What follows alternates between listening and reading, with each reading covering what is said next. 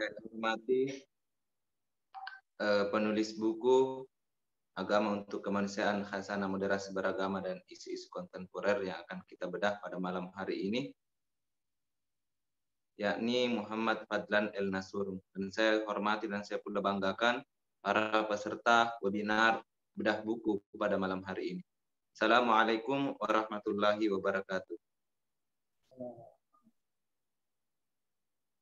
Alhamdulillahirabbil alamin.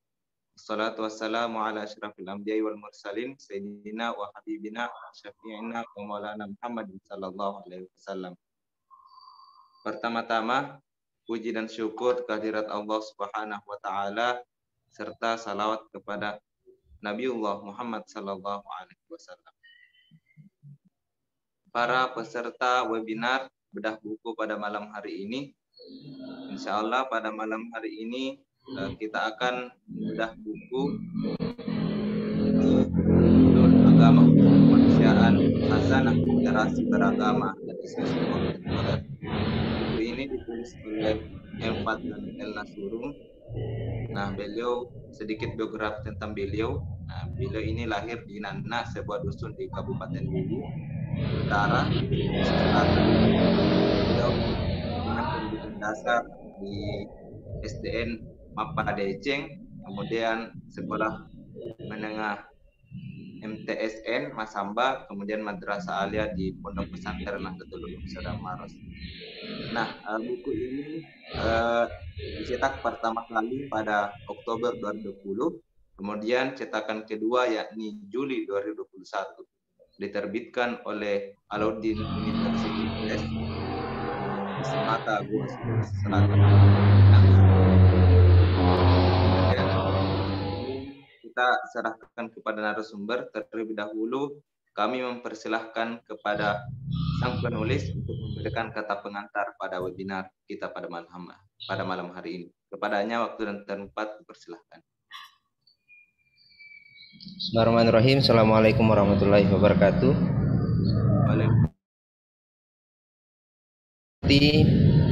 Guru kita semua, Al-Mukarram Kiai Haji Abdul Wahid Haddad, yang sudah berkenan untuk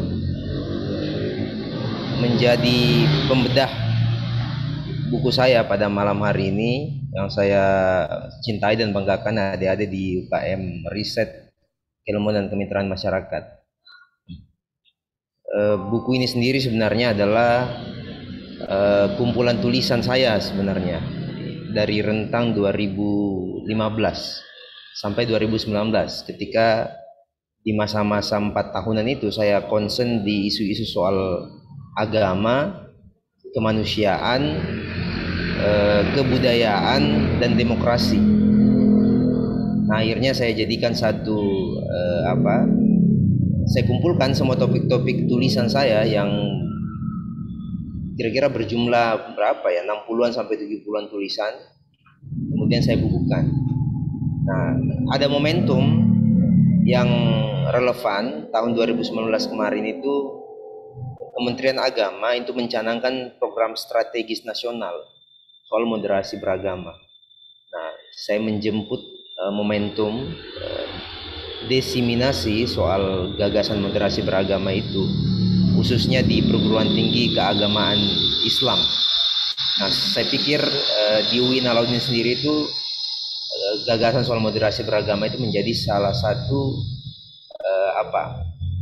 tema-tema yang belakangan kita sering jumpai di forum-forum akademik kita, baik di tingkat mahasiswa maupun di tataran program studi, bahkan di fakultas. Moderasi beragama itu menjadi tema yang dibincangkan. Nah, saya pikir itu saja dulu pengantar yang bisa saya berikan. Nanti kalau ada sesi diskusi, ada yang ingin bertanya, bisa kita elaborasi lebih jauh. Saya serahkan kembali ke moderator. Terima kasih. Terima kasih atas kata pengantarnya.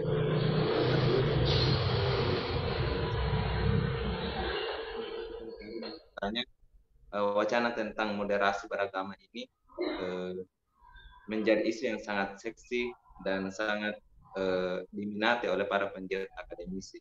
Bukan berarti wacana moderasi beragama ini adalah hal yang baru bagi kita semua, tetapi tantangan dan tantangannya terus saja ada dan merongrong demokrasi kita pada hari ini.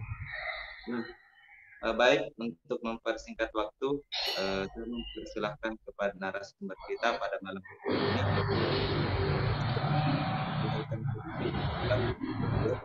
Beliau ini adalah sebagaimana yang kita ketahui, yakni beliau merupakan Ketua Prodi Ekonomi Syariah Pasca Sarjana UIN Alauddin Makassar. Beliau juga sekaligus sekretaris bidang fatwa MUI Sulawesi Selatan. Riwayat pendidikan beliau yakni S1 di Universitas Al-Azhar Kairo Mesir, S2 dan S3-nya di UIN Alauddin Makassar. Nah, kemudian untuk efisiensi waktu, mungkin langsung saja saya persilahkan ke narasumber kita, Dr. Haji Wahid Haddad LC.MAG. Dengan ini waktu dan tempat kami persilahkan. Terima kasih. Assalamualaikum warahmatullahi wabarakatuh. Waalaikumsalam. Yang kami hormati penulis buku Agama untuk Kemanusiaan, Adinda Muhammad Fadlan El Nasurung,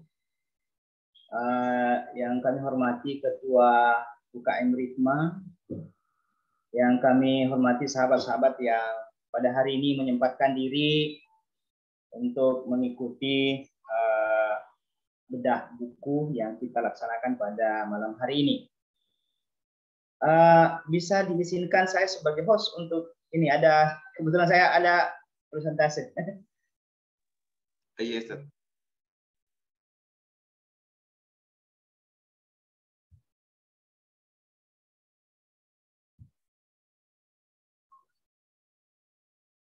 Sudah terbaca? Iya, sudah terbaca. Oke. Alhamdulillah, wassalatu wassalamu ala Rasulillah wa ala alihi wa ashabihi wa mawala wa taba'a huda.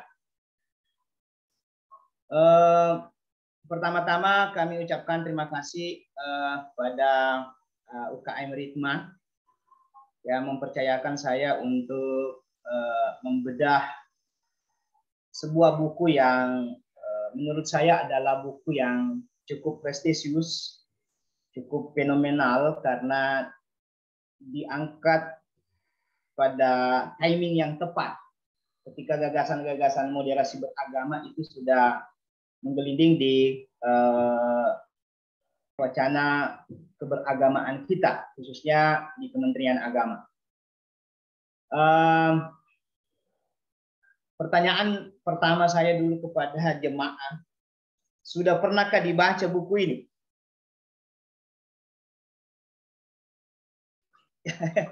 Ini belum, Ustaz. Oh ya. Ya, oke. Itulah prolognya dulu, karena membedah sebuah buku kalau kita tidak baca bersama kemungkinan itu akan memunculkan pemahaman-pemahaman yang dangkal terhadap apa yang ditulis oleh orang. Oleh karena itu, izinkan saya sebagai pembedah untuk memperkenalkan dulu buku ini supaya adik-adik semua tahu apa sebenarnya buku ini, apa isinya dan seperti apa yang ada di dalam buku ini. Saya memulai dulu dari profilnya. Pertama, buku ini ditulis oleh saudara Fadlan El Nasurung, Adinda Fadlan El Nasurung, dan kita ketahui bersama bahwa Adinda Fadlan El Nasurung ini seorang aktivis yang sangat produktif sekali.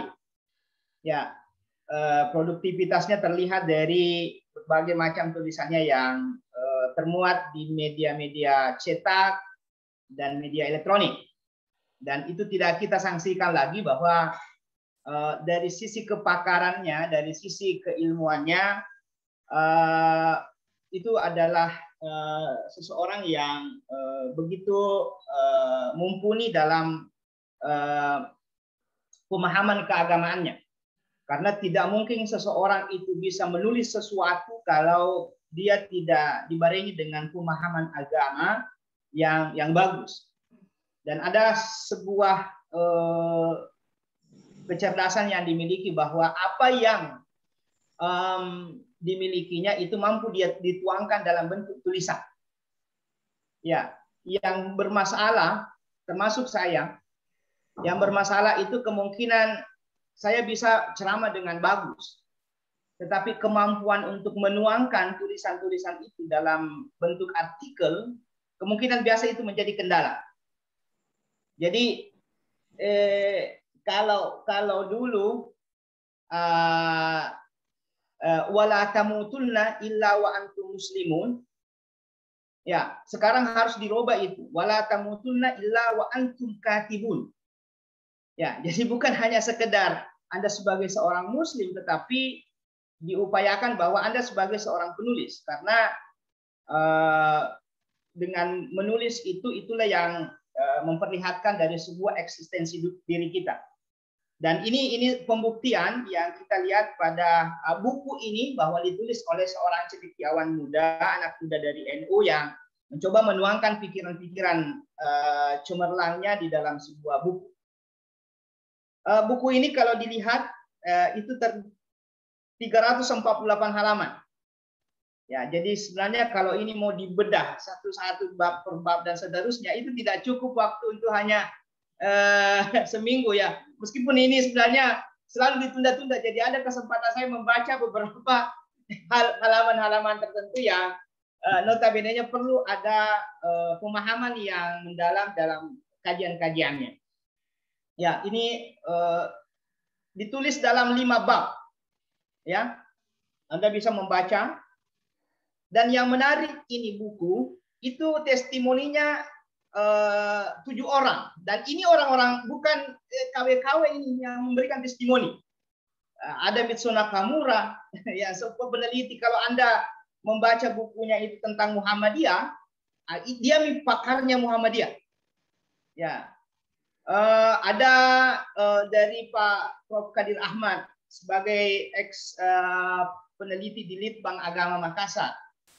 Bahkan ada staf khusus presiden yang memberikan testimoni ke buku ini. Ada Pak Fadlur Rahman. Ada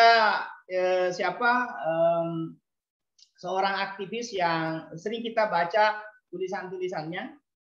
Ada Kepala Litbang yang juga memberikan testimoni. Jadi ketika orang memberikan sebuah testimoni dari sebuah buku yang ditulis itu menunjukkan bahwa apa yang ditulis itu adalah sesuatu yang memberikan pencerahan kepada kita semua. Ya, yang paling menarik lagi adalah ini buku yang memberikan pengantar itu Rektor UIN. Ya, itu Pak Prof. Hamdan Yohanis. Dan itu kalau ketika kita baca juga banyolan-banyolannya, ya apatah lagi anekdot-anekdotnya itu Prof. Hamdan, ya kita juga terdecak kagum dari pikiran-pikirannya dan tulisan-tulisannya. Dan yang memberi pengantar itu adalah Rektor UIN Alauddin Makassar. Yang menerbitkan ya penerbit Alauddin University Press. Ya maunya saya seandainya buku ini supaya lebih menasional ya. Biasanya buku-buku yang bagus itu adalah terbitan Mizan. Ya mudah-mudahan nanti dicetakan selanjutnya ini bisa ditawarkan ke Mizan atau Mizan yang meminta buku ini. Ya, itu saya berharap nanti buku ini bukan hanya diterbitkan oleh Alauddin University Press, tetapi kalau bukan Mizan, Elkis atau penerbit Kera, penerbit-penerbit yang cukup prestisius di kancah penerbitan internasional nasional, supaya ini buku bukan hanya sifatnya lokalitas, tetapi sudah dibaca oleh orang-orang yang ada di luar Jawa misalnya dan seterusnya. Saya berharap seperti itu, ya karena saya menganggap bahwa isi yang ada di dalam buku ini adalah cukup banyak yang bisa kita ambil sebagai sebuah gagasan atau pemikiran-pemikiran yang begitu khas dari penulisnya. Ya, saya lanjutkan. Dilihat dari background dari penulisan buku ini, seperti tadi diungkap oleh penulis sendiri di waktu memberikan pengantar, ini adalah kumpulan artikel yang dimuat di media cetak. Itu ada seperti jihad menahan diri untuk NKRI, itu diterbitkan di Fajar. Anda bisa baca ini di halaman 224. Ya, jadi ini sebenarnya saya katakan tadi bahwa kumpulan-kumpulan artikel yang sudah ditulis oleh penulisnya. Nah, ditulis dalam rentang waktu 5 tahun ya, antara 2014 ya 2019. Ya, saya melihat produktivitas penulis di rentang waktu itu ya itu cukup bagus ya. Mudah-mudahan karena bukan di faktor kesibukan mendampingi Pak Rektor menjadi tidak produktif. Ya saya tidak mau seperti itu. Ya jangan-jangan nanti setelah ada buku kedua, ada buku kedua insya Allah Ustaz. Ya, itu maksud saya mudah-mudahan bukan karena faktor kesibukan dengan Pak Rektor nanti ya 2020 dan sampai 2021 kita tidak melihat ada tulisan-tulisan ini karena sampai sekarang jarang saya temukan tulisan opini-opininya di Fajar atau di ini ya. Jadi mudah-mudahan tidak terjadi yang seperti itu ya. Nah, isu yang disorot ya seperti yang diungkap tadi bahwa ada 5 ya, isu keagamaan, isu kemanusiaan, isu kebudayaan, isu kebangsaan dan demokrasi. Dan itu tercermin di dalam buku ini. Jadi adik-adik, saya merasa bahwa rugilah kalau Anda tidak membaca buku ini. Bukan promosi ya, bukan promosi terhadap bukunya.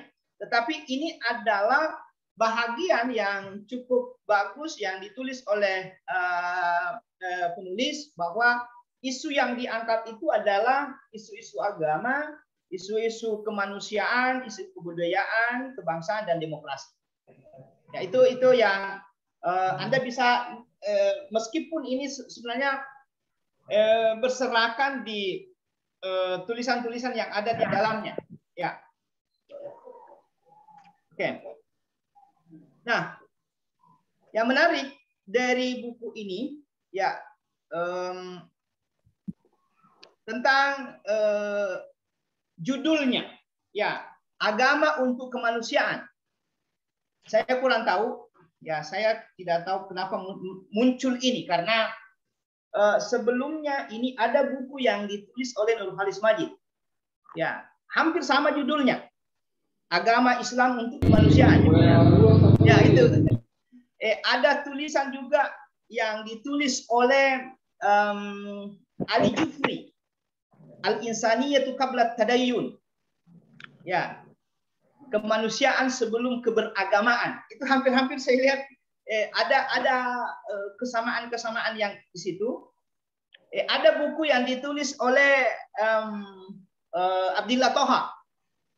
Dan itu di pertama yang ditulis itu di tulisan-tulisannya Abdillah Toha itu di bukunya buat apa beragama? Pertanyaan mendasarnya itu agama untuk siapa?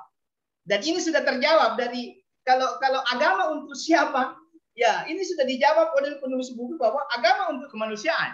Ya, itu yang saya lihat dan itu sudah diulas sedemikian rupa oleh Abdillah Toha bahwa ternyata ya keberagamaan kita ketika agama itu masih diposisikan bahwa agama itu untuk Tuhan, maka kita beragama secara dangkal. Ya, kalau dalam bahasa Gus Dur itu Tuhan tidak perlu dibela, ya seperti yang sering dikutip oleh penulis. Ya, agama itu bukan untuk Tuhan. Ya, Fakhruddin Ar-Razi, salah seorang pakar usul fikih mengatakan la tanfa'uhu ta'atut ta'in wa la tadurruhu maksiatul asin. Ya, Tuhan itu tidak pernah kalau kita sebagai orang yang taat, kemanfaatan taat kita kepada Tuhan itu tidak ada yang kembali kepada Tuhan. Ya, Anda mau beriman kepada Tuhan, ya tidak ada urusan. Anda mau ingkar kepada Tuhan, tidak ada urusan juga. Anda tidak ada yang kembali kepada Tuhan. Anda melakukan ketaatan, tidak meninggikan dari sifat kemuliaan Tuhan. Anda tidak mau menyembah Tuhan, itu tidak juga merendahkan kemahakuasaan Tuhan. Ya, jadi ketika kita kaji tentang agama, ya memang itu kembalinya kepada kita sendiri. Ya, agama itu untuk kemanusiaan. Ya, agama kita untuk kemanusiaan. Maka selalu relevan bahwa dalam kajian-kajian tentang keberagamaan itu menjadi bahagian terpenting bahwa kita mesti memposisikan dari tujuan agama itu adalah insaniyatul insan. Ya, kita mesti memanusiakan manusia. Yang itu. Jadi kalau praktek-praktek keberagamaan kita itu tidak ada yang kembali kepada kemanusiaan, malah justru itu mengorbankan kemanusiaan kita, berarti ada yang keliru di dalam keberagamaan kita. Ya, oke. Nah ini yang saya lihat bahwa judul ini sebenarnya kemungkinan terinspirasi dari beberapa buku dari ini, dan di sisi lain bahwa kita bisa melihat bahwa ada hal-hal tertentu yang ingin dibincangkan secara lebih spesifik dari agama itu. Ya. Nah, saya ingin menyoroti dari sisi isinya. Ada menarik yang menurut saya. Di halaman 23 itu penulis mencoba untuk mengemukakan model-model atau bagaimana tipologi dan sikap keberagamaan yang ada dalam tataran kehidupan umat manusia itu. Nah, dia penulis menyebutkan bahwa ada tipologi radikalisme. Ya. Radikalisme itu adalah menuhankan teks, mengenyampingkan nalar. Ya, jadi kemunculan dari radikalisme itu ketika kita anggap bahwa teks-teks agama itu sebagai agama itu sendiri. Ya, oke. Dalam artian kita sakral menuhankan yaitu teks agama. Dan inilah yang sebenarnya mesti kita pahami yang ada dalam ini. Ada yang disebut dengan agama, ada yang disebut dengan ilmu agama, dan ada yang disebut dengan keberagamaan. Ya, nah kekeliruan dari paham-paham radikalisme itu menganggap bahwa ilmu agama itu agama sendiri. Ya, kekeliruannya adalah keberagamaan dianggap sebagai agama.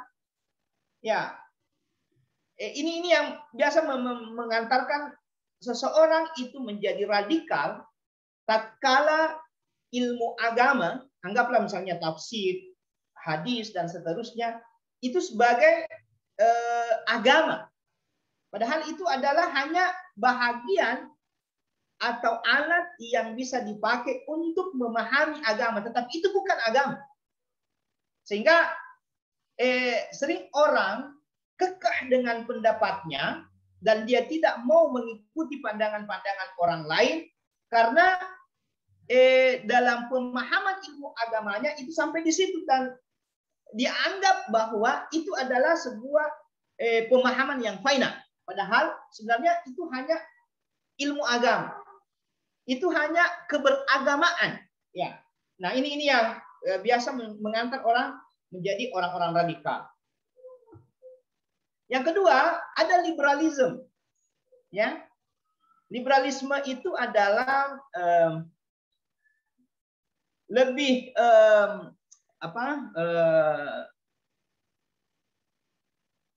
memberikan porsi nalar dan kemaslahatan itu. Ya, terlalu memuliakan yaitu nalar dan kemaslahatan, mengenyampingkan teks. Ya, jadi ini juga sikap keberagamaan menurut saya itu adalah sikap keberagamaan yang keliru. Ya, ketika kita lebih ada pada tataran kemaslahatan, kita kesampingkan dari teks itu, kita kesampingkan wahyu itu. Ya, sebagai umat Islam, ya kita mesti manut kepada wahyu, ada wahyu. Tetapi wahyu toh tanpa kita harus melihat realitas, tanpa kita mempertimbangkan kemaslahatan, itu juga tidak bagus. Maka sebenarnya yang elegan itu adalah ketika kita mampu memadukan antara teks dengan konteksnya. Ya. Jadi bukan hanya kita berada pada tataran teks, tetapi ada konteks. Di samping itu bukan kita hanya berada pada tataran konteks, kita terputus dari teks. Ya, karena kalau kita konteks saja dan terputus dari teks, itulah liberalisme. Ya. Yang ketiga, mistisisme, ya, yang selalu diungkap di situ. Nah, saya tidak melihat dalam ini ada moderasi beragama yang mana wasatiyatul Islam. Ya, itu yang ini, dan itu yang juga memang di dalam buku ini diurai dengan beberapa pandangan-pandangan tertentu tentang apa yang dimaksud dengan moderasi beragama. Tetapi saya melihatnya konsep tentang moderasi beragama itu belum belum ada bab-bab khusus yang mengkaji tentang itu. Ya, maunya saya ada sedikit tentang apa yang kita pahami sebagai wasatiyah. Ya, jadi tawarannya memang ada beberapa seperti yang dikutip dari Mashhudi Mukhtar. Sudah ada konsepnya di situ bahwa moderasi beragama itu ada misalnya dalam bidang tawassut, ada i'tidal, ada tasamuh, ada tawazun, ada amar ma'ruf nahi munkar dan seterusnya.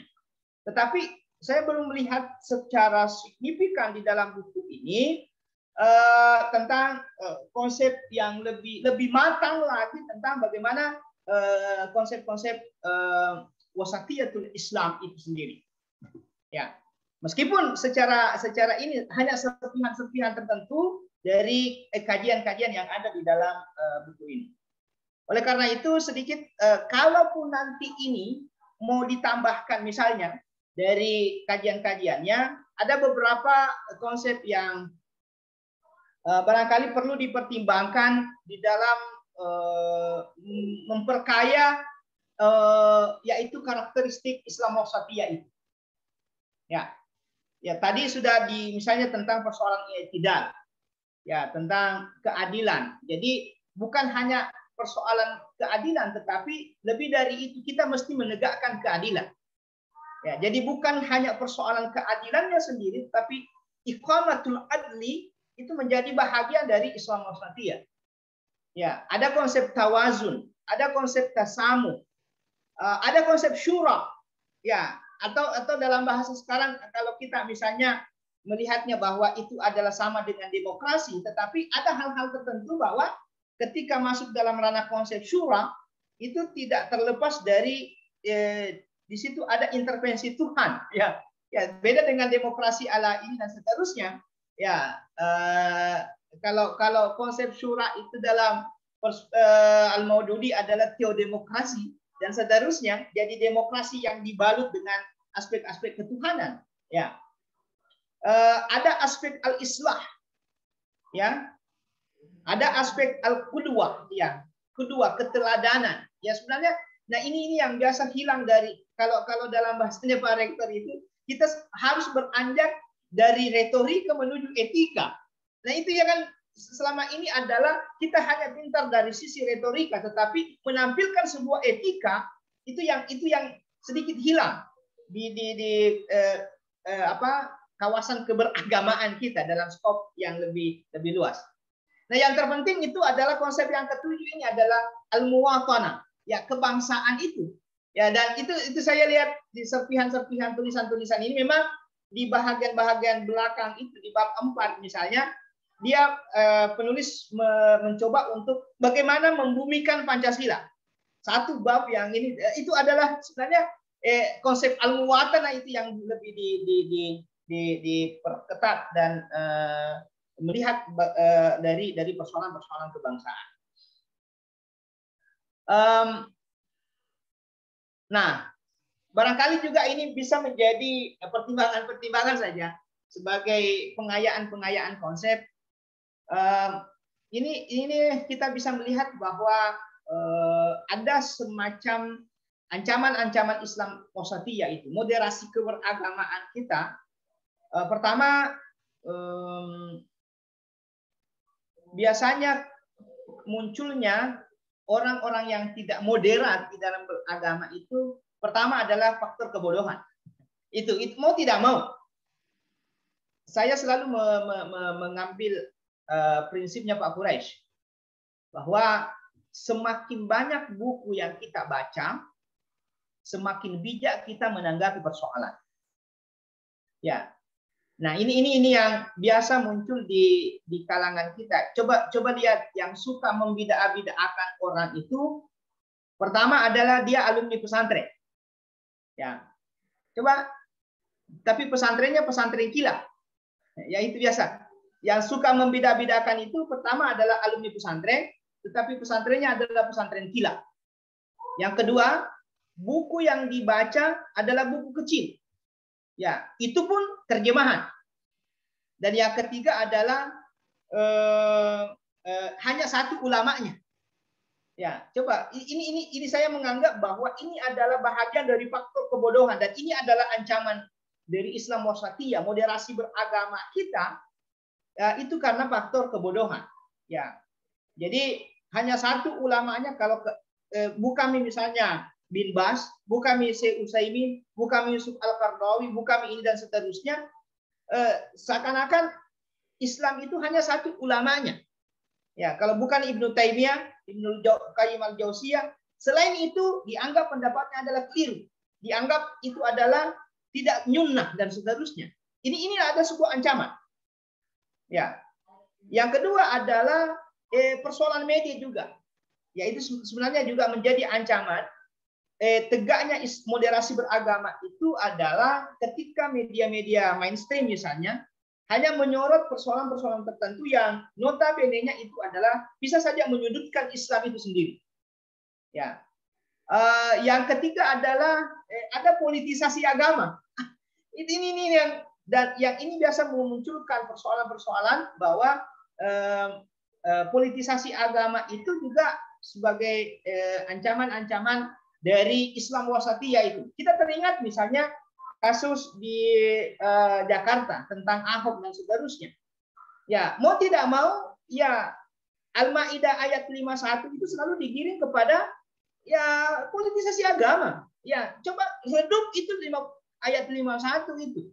Ya, ketika misalnya sudah naik misalnya yang kita jadikan sebagai bahagian dari yang kita dukung di pilkada dan seterusnya. Yang keempat adalah hilangnya sense of justice. Ya, sudah hilang dari rasa keadilan itu. Ya. Dan yang keempat, ya salah dalam memahami ajaran agama. Ya, ini juga ya salah memahami ajaran agama dan dia tidak mengakui dari sisi kesalahannya. Ya, inilah yang disebut dengan jahlul murakkab. Ya, dia sudah bodoh. Ya, tingkat 2 kebodohannya. Dia sudah salah tetapi dia tidak mau mengakui kesalahannya. Ya, ini juga menjadi sebuah ancaman-ancaman dari Islam wasatiyah itu sendiri. Ya, dan terakhir saya hanya ini mengutip sebuah ini karakter umatan wasata itu harus terwujud dalam bentuk komitmen saling memanusiakan. Ya, jangan sampai kehidupan manusia itu kehilangan kemanusiaannya. Ya, ini kita ini dan itu kemungkinan yang menjadi pendorong utama dari penulis itu untuk melihat bahwa agama itu untuk kemanusiaan. Karena jangan-jangan nanti kita sudah kehilangan kemanusiaan kita. Ya, sehingga dalam berkarakter manusia itu mengimitasi hewan. Ya, bahkan lebih buruk dari hewan. Ya, ya balhum adol, ya. Ya, lahum ayunun la yubsiruna biha wa lahum adhanun la yasma'una biha. Ya, balhum adol, ulaika kal an'am balhum adol. Dan yang lebih parah lagi, jangan sampai karakter buruk itu diatasnamakan agama.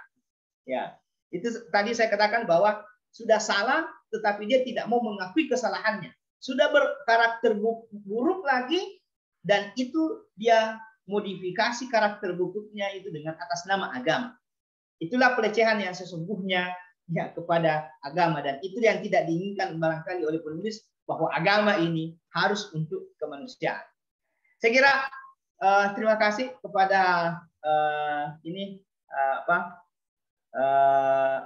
UKM Ritma. Ya, saya hanya mengutip dari fotonya penulis. Ya, kita seharusnya tidak memaksakan interpretasi kita pada orang lain. Dan itulah interpretasi saya terhadap buku ini. Dan saya tidak memaksakan apakah kita sepakat atau tidak. Hanya mengutip dari pandangannya penulis. Saya kira saya kembalikan kepada moderator. Itu yang bisa saya ungkapkan pada malam hari ini. Terima kasih. Baik, teman-teman sekalian, demikianlah tadi pemaparan materi dari narasumber kita yang sangat luar biasa terhadap bedah buku yang berjudul Agama. Nah, selanjutnya kita persilahkan kepada penulis buku untuk memaparkan sedikit terkait buku yang telah ditulis. Bismillahirrahmanirrahim. Assalamualaikum warahmatullahi wabarakatuh. Terima kasih, Ustadz. Ya, pertama-tama yang ingin saya jawab sebelum kita masuk ke sesi diskusi, buku ini memang sebenarnya itu buku yang disusun tidak menggunakan kerangka akademik. Makanya tidak bisa menjawab tidak berisi rumusan masalah buku ini. Tidak punya definisi operasional dari judul yang diambil itu. Sehingga memang buku ini karena ditulis untuk merespons situasi-situasi aktual yang terjadi dalam kurun waktu 2014 sampai 2019 itu, sehingga memang saya akhirnya memilih judul kecil itu sebagai Hazana Moderasi Beragama. Ya, karena bagi saya buku yang saya tulis ini hanya memuat serpihan-serpihan mozaik tentang moderasi beragama yang dalam buku ini sendiri itu tidak didefinisikan secara terang. Nah, saya sendiri sekarang ini lagi menyusun buku kedua yang judulnya itu Wawasan Islam Wasatiyah untuk Generasi Z. Jadi saya mencoba untuk menulis buku saat ini generasi Z yang sangat karib sekali dengan dunia digital, itu bagaimana membangun wawasan moderasi beragamanya. Dan itu saya kira penting itu kita kalangan kampus itu memperhatikan betul ada fenomena aktual yang terjadi dalam kehidupan kita, di mana arus informasi yang beredar lewat dunia digital itu tidak lagi bisa dibendung, sehingga mau tidak mau kita harus terjun dan terlibat di dalamnya untuk mewarnai narasi, baik memberikan kontra narasi terhadap wacana keagamaan yang cenderung eksklusif, ekstrim, mau benar sendiri, atau wacana keagamaan yang mau menang-menangan, dengan wacana keagamaan alternatif yang menawarkan, saya pikir cara pandang keagamaan yang senantiasa membuka ruang dialog, membuka ruang kemerdekaan berpikir, membuka ruang-ruang agama itu untuk dibedakan dari realitas penganutnya. Itu kan yang sering kali salah dipahami oleh penganut agama sendiri. Saya dulu waktu di pesantren itu sangat sangat ingat sekali ada kaidah itu yang diberikan oleh Andre Guruta Sanusi Baco. Guruta bilang begini, al-Islamu syai'un wal muslimuna syai'un akhar. Islam itu adalah satu entitas atau sesuatu, dan orang-orang Muslim itu adalah sesuatu yang lain. Kalau orang Muslim melakukan kesalahan, melakukan keburukan, itu adalah perbuatannya, bukan perbuatan agama yang dianutnya. Nah, saya pikir berangkat dari kacamata itulah sebenarnya saya berusaha untuk mengembangkan wacana keagamaan yang akhirnya saya alami ketika bergelut secara intens dalam dunia pergaulan, bukan hanya interagama tetapi juga di antar agama, di jaringan lintas iman. Yang kedua, pembedah dan adik-adik sekalian, saya sebenarnya orang yang gelisah, punya kegelisahan. Makanya buku ini sebenarnya atau tulisan-tulisan yang lahir itu sebagai produk kegelisahan pikiran sekaligus kegundahan perasaan.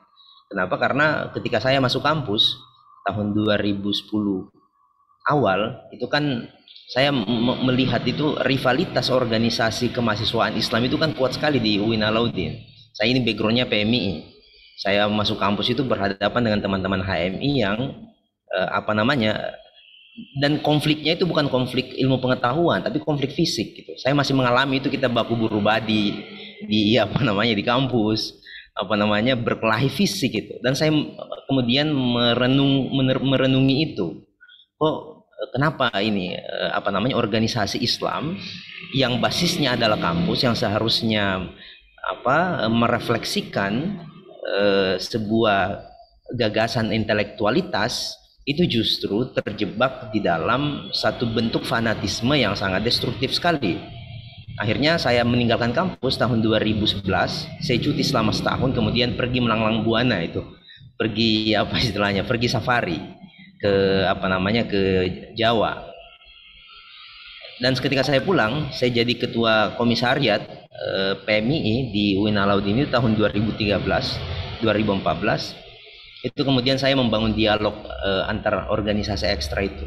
Dan saya bisa jamin sejak 2014 sampai sekarang itu tidak ada lagi tuh konflik organisasi ekstra di kampus.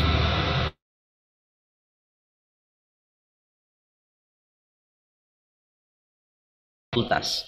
Makanya beberapa tahun sebelum pandemi terjadi itu kan ada bentrokan-bentrokan antar fakultas. Kenapa? Karena yang awalnya saluran konflik itu terjadi lewat organisasi ekstra kampus, HMI PMI, itu sekarang itu tersalurkan lewat fakultas.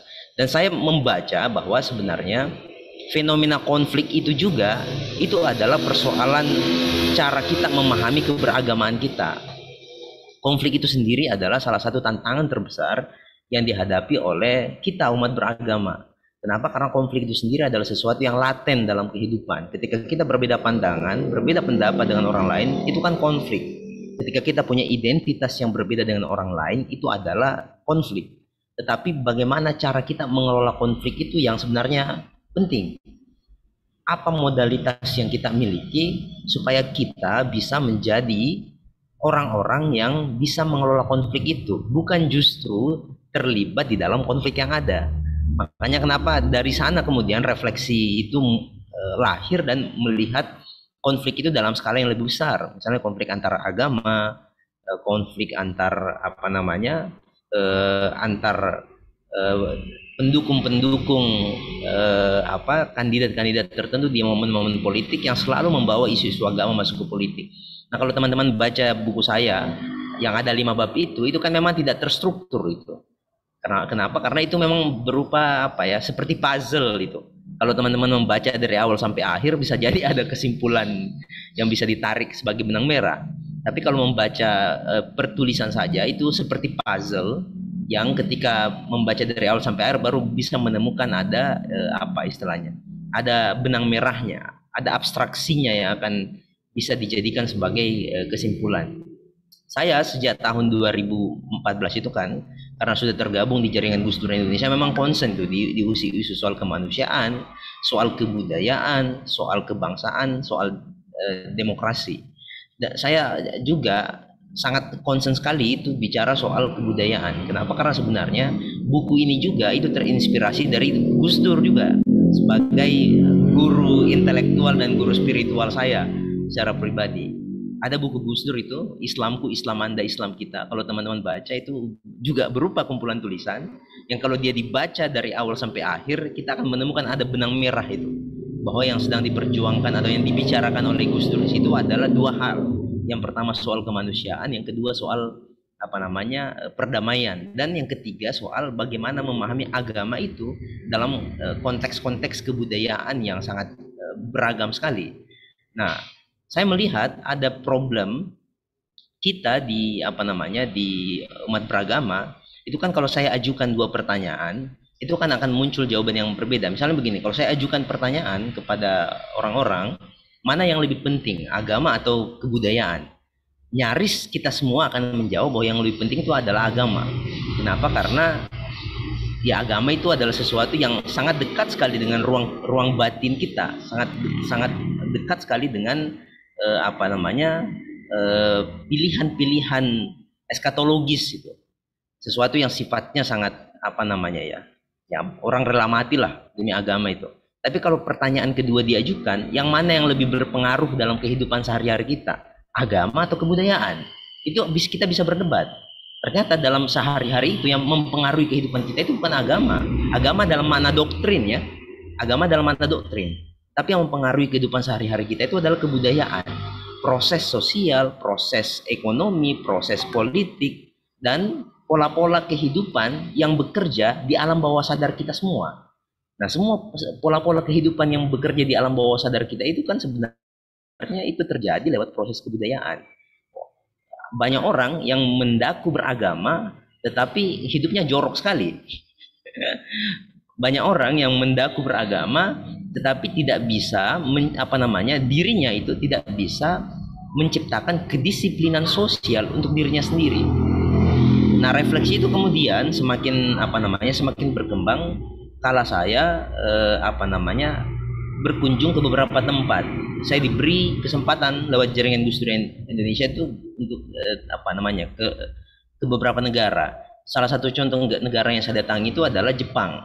Ketika saya di Jepang itu, saya menemukan orang itu beragama tanpa agama, atau orang yang mengamalkan ajaran agama, nilai-nilai agama, walaupun mereka tidak mengakui menganut agama tertentu. Itu saya teringat itu pesannya Grand Syal Azhar itu Muhammad Abduh ketika dia ke Paris itu. Dia bilang ra'aitul Islam adunal muslimin wa ra'aitul muslimin adunal Islam. Saya melihat Islam tanpa orang-orang muslim, dan saya melihat orang-orang muslim tanpa Islam. Nah, kira-kira ini menjadi pemantik refleksi saya bahwa keberagamaan yang moderat yang ingin kita wujudkan di dalam kehidupan yang real itu harus diupayakan lewat cara-cara kebudayaan, dan cara-cara kebudayaan itu juga yang ditempuh oleh para penyebar Islam di masa lalu. Wali Songo itu kan menempuh cara-cara kebudayaan untuk memasyarakatkan Islam, menempuh cara-cara kebudayaan untuk membumikan Islam. Nah, dari situ kemudian saya semakin gandrung sekali membaca pikiran-pikiran Gus Dur soal pribumisasi Islam, soal bagaimana melihat Islam itu dalam gerak sejarah dan perubahan-perubahan sosial dalam lanskap kebudayaan itu yang terjadi dari waktu ke waktu. Nah, akhirnya ketika kita melihat agama dalam kaitannya dengan proses kebudayaan itu, kita melihat agama itu sebagai sesuatu yang tidak statis, sebagai sesuatu yang terus mengalami dinamika. Ada aspek-aspek dasar dalam agama itu kan yang memang tetap tidak bisa berubah, yang tawabit istilahnya. Tapi sebenarnya lebih banyak aspek dari agama itu yang berubah, yang dinamis. Tafsir agama itu terus-menerus berubah. Proses pengayaan terhadap hukum-hukum turunan yang ada dalam konteks-konteks yang berbeda itu juga mengalami dinamika-dinamika. Dan saya pikir buku ini hanya sebenarnya ingin hanya menjadi pemantik saja sebenarnya. Ini bukunya tidak digarap dengan serius ini. Kenapa? Karena buku ini memang saya bikin itu hasil mengumpulkan itu jejak-jejak tulisan saya yang tersebar di mana-mana. Kemudian saya runutkan dia secara tematik. Kemudian jadilah buku ini. Kira-kira begitu, moderator. Terima kasih. Assalamualaikum warahmatullahi wabarakatuh. Waalaikumsalam warahmatullahi wabarakatuh. Baik, teman-teman sekalian peserta webinar pada malam hari ini, demikianlah tadi tambahan dari penulis buku kita. Nah, buku ini tentunya sangat menarik, apalagi tadi telah dibedah oleh narasumber kita yang hebat dan tambahan langsung dari penulis buku, menjadi semakin menarik untuk kita baca dan kaji lebih lanjut. Nah, selanjutnya sesi tanya jawab dan diskusi. Kepada teman-teman yang ingin bertanya, terlebih dahulu menyalakan kameranya dan menyebutkan namanya. Baik, teman-teman yang ingin bertanya dipersilahkan.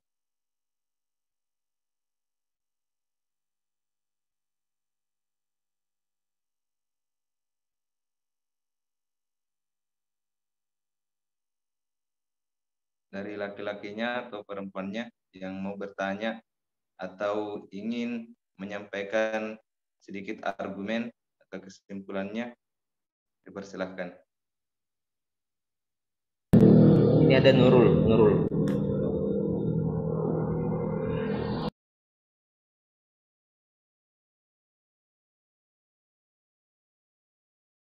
Ya, ada 2 orang yang raise hand, moderator.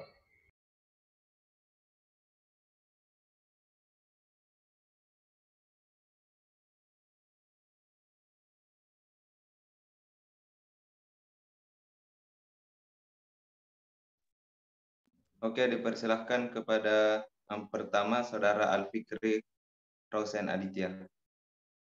Kepadanya dipersilahkan.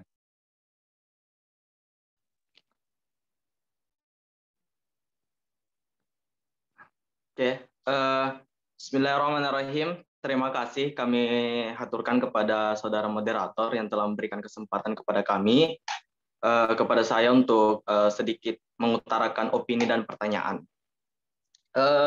Salam hormat kepada Ustadz Abdul Wahid Hadada dan Ustadz Muhammad Fadlan Nasurung, El Nasurung. Perkenalkan, nama saya Alfikri Rosan Aditya, mahasiswa aktif jurusan Bahasa dan Sastra Arab, Fakultas Adab dan Humaniora UIN Alauddin Makassar. Pertama, saya sedikit ingin mengutarakan sebuah opini tentang sebuah regulasi yang sampai saat ini masih menjadi konflik secara abstrak di tengah-tengah mahasiswa UIN Alauddin Makassar yang sangat-sangat krusial atau sangat-sangat kompleks memahami regulasi dalam berorganisasi. Ketika moderasi beragama, keberagaman dalam beragama itu bisa kita konotasikan dengan Islam moderat dan sebagainya, itu ketika kita tarik kepada apalagi namanya spesifik yang lebih kecil lagi, ataukah yang lebih sering diperhadapkan oleh teman-teman mahasiswa, itu adalah perbedaan dalam segi regulasi organisasi. Saya merupakan sebuah korban, ya, sedikit juga curhat kepada dosen-dosen, bahwasanya regulasi kita ketika berorganisasi, berbeda organisasi itu sangat kompleks lah di tengah-tengah mahasiswa, seakan-akan menjadi pemicu antara satu orang dengan orang yang lain ketika berbeda organisasi, berbeda background warna, berbeda background mereka berkembang, itu menyebabkan salah satu dari ataukah kedua belah pihak atau beberapa pihak itu saling memata-matai. Terkadang apalagi namanya kita dipaksa untuk memegang sebuah konsep ataukah memegang sebuah pemahaman dalam berorganisasi, itu harus sama, ya, harus sama. Ya, saya juga salah satu dari sebuah alumni pondok pesantren yang dimana itu mengharuskan. Ada saya dengar kata-kata senior saya, ia piasa ki, kalau bahasa Bugisnya, ia pinasa ki sila sureng tede ya ko se diwarna ki. Artinya itu baru dikategorikan kita sebagai saudara tulen kalau kita se-background warna. Seperti itu. Seakan-akan kita tidak diberikan kebebasan. Kita tidak diberikan kemerdekaan untuk melihat bahwasanya kita tidak harus besar di situ-situ tok. Tapi bagaimana kita bisa besar dengan kemerdekaan kita memilih organisasi-organisasi manapun itu. sampai di titik di mana saya menyatakan sikap untuk menjelaskan bahwa warna saya seperti ini, itu di semester 9. Ya, di semester 9. Itu karena sempat saya berpikir bahwasanya politik pragmatis di kampus itu memang sudah mungkin tadi Ustadz Fadla menjelaskan bahwa kontak fisik mungkin sudah tidak jelas lagi. Tapi kontak non fisik, kontak apalagi namanya secara batin itu selalu ada sampai detik ini.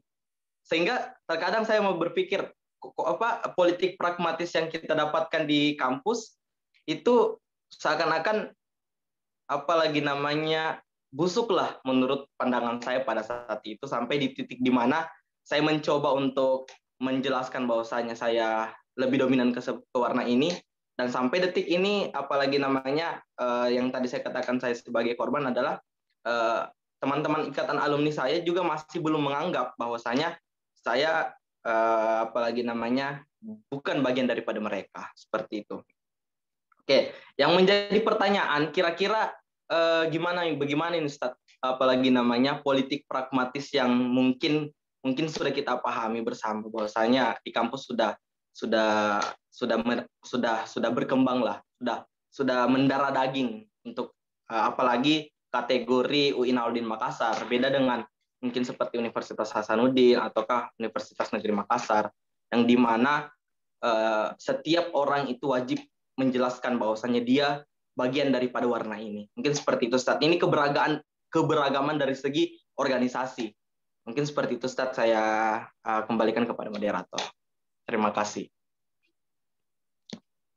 Baik, terima kasih atas curhatan dan keresahannya terhadap lingkungan sekitarnya, Saudara Al-Fikri. Selanjutnya mungkin dihimpun dulu atau langsung mau dijawab Ustaz Abe?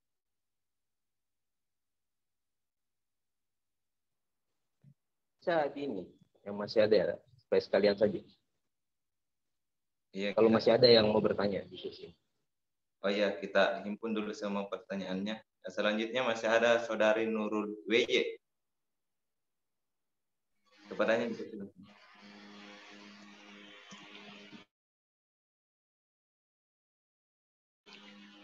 Terima kasih atas kesempatan yang diberikan. Nama saya Nurul Wardani Yahya. Saya alumni UIN tahun 2013. Pertanyaan saya, tadi saya sempat menangkap persoalan beragama di Indonesia. Yang saya mau tanyakan kepada pemateri, kira-kira untuk mengatasi isu-isu tradisi dalam beragama itu seperti apa? Karena seperti yang kita tahu, setiap tahun pasti selalu saja ada pembahasan boleh mengucapkan selamat Natal, tidak boleh mengucapkan selamat Natal, pokoknya hal-hal yang seperti itu. Nah, seperti juga ini kan sekarang baru-baru ini kan Maulid, tapi di grup-grup WA dan sebagainya itu sudah ada message kalau bilang kita tidak usah merayakan Maulidnya Nabi Muhammad karena itu bukan tradisi dari Nabi.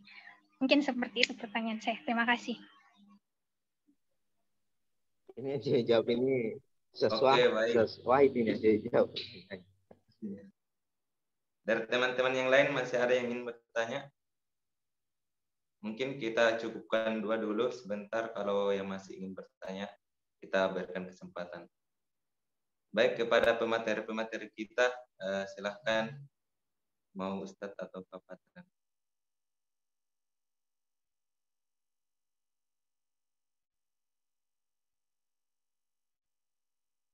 Saya mulai dulu atau Ustaz Fadlan?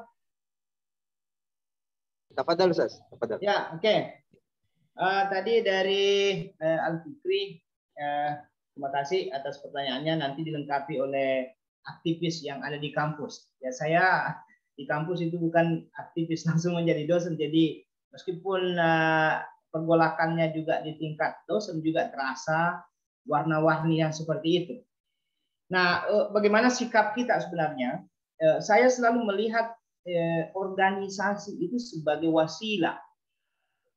Ya, jangan selalu kita melihat organisasi itu sebagai gaya. Jadi kita jadikan organisasi itu sebagai sarana, bukan tujuan. Ya, disinilah kita tidak bisa memposisikan diri kita kalau setiap organisasi yang kita ikuti selalu itu menjadi sebuah tujuan kita. Padahal sebenarnya itu adalah hanya sebagai wasilah. Sama dengan dari sisi keberagamaan kita. Ya persoalan Sunni Syiah, ya persoalan NU dan Muhammadiyah yang merembes kepada HMI, PMI dan seterusnya. Kita selalu harus melihatnya sebagai, dalam bahasanya Yusuf Al-Qaradawi itu sebagai ikhtilafu tanawwu.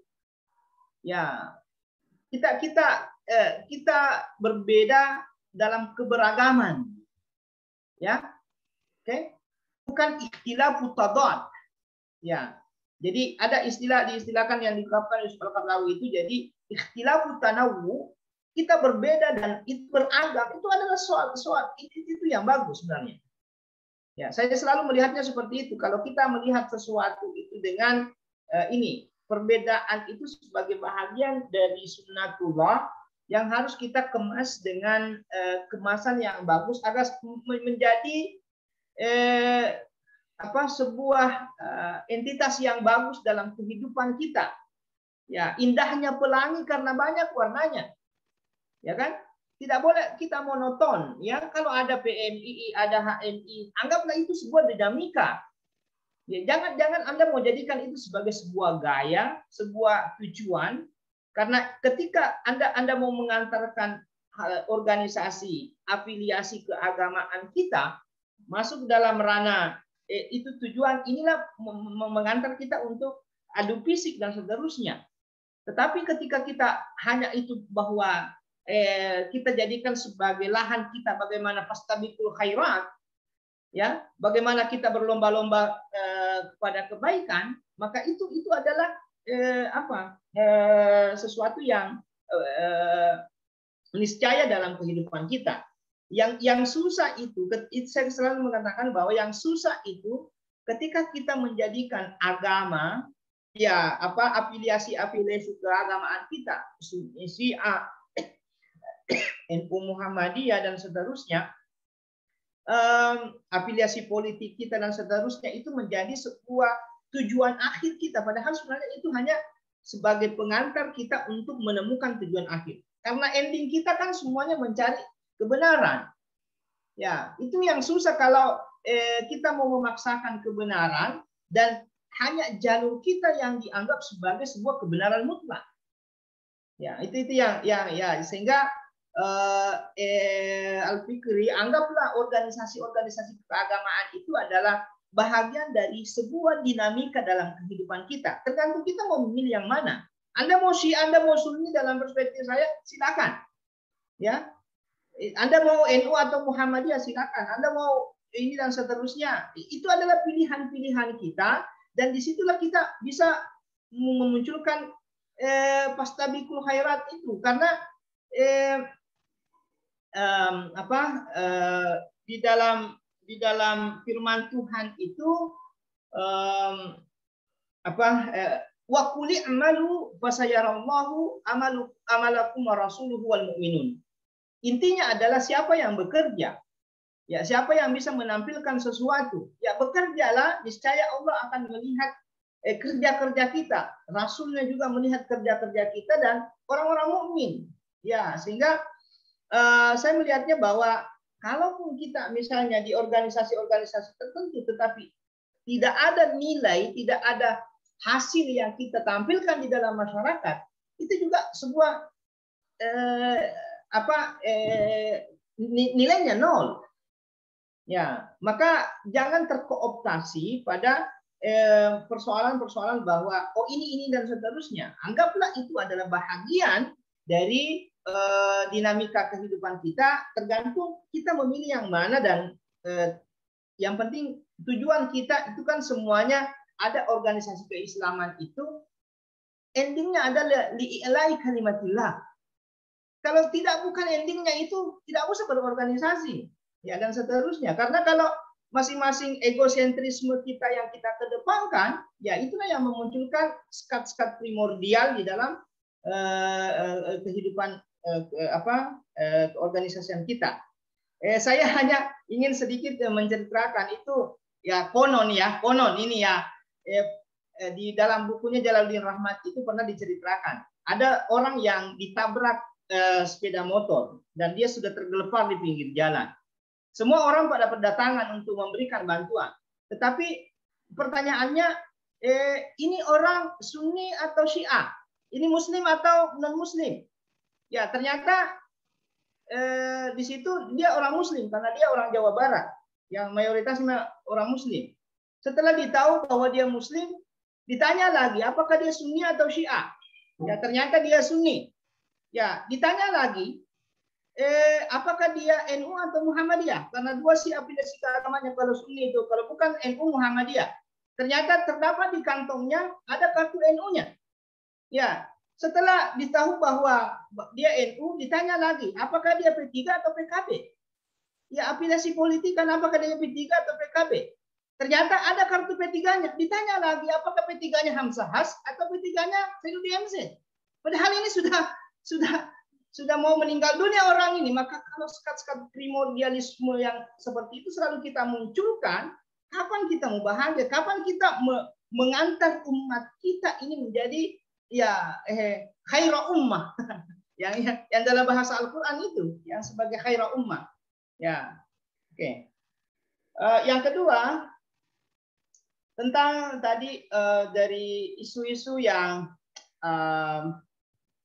notabene-nya sebagai isu-isu yang sering dimunculkan, ya anggaplah sekarang tentang isu Maulid. Saya selalu melihat yang selalu memunculkan itu isu-isu seperti itu, dia hanya mempopulerkan merek dagangnya, ya dalam tanda kutip ya. Ya, dia sebenarnya yang isu-isu yang kontroversial itu itulah yang selalu dimunculkan karena itu dia anggap sebagai merek dagangnya. Ya, prinsip ulama kita kan khalif tu'raf. Ya, berbedalah, kontroversilah, Anda pasti dikenal. Kalau dia memunculkan isu-isu biasa saja, orang tidak melirik ke dia. Ya toh? Kalau Wahdah misalnya tidak memunculkan bahwa harus kita pakai janggut dan seterusnya, siapa yang mau melirik dia? Kan? Maka dalam sisi keberagamaan, kenapa hal-hal yang seperti itu dimunculkan? Ya karena saya melihatnya bahwa itu adalah merek dagangnya dan ya kontestasinya juga endingnya juga ke ekonomi dan seterusnya. Ya ini amatan-amatan liar saja. Ya saya melihat bahwa inilah yang sering kita jadikan sebagai kita mempolitisasi agama atau mengekonomisasi agama. Ya kita balut agama itu dalam bahasa kita sendiri, padahal endingnya itu adalah sebenarnya tujuan-tujuan politik atau tujuan-tujuan ekonomi. Ya sehingga yang dimunculkan tidak boleh mengucapkan Natal, tidak boleh maulidan dan seterusnya. Ya, maulid atau tidak bermaulid itu tidak mengurangi kemuliaan Nabi Muhammad SAW.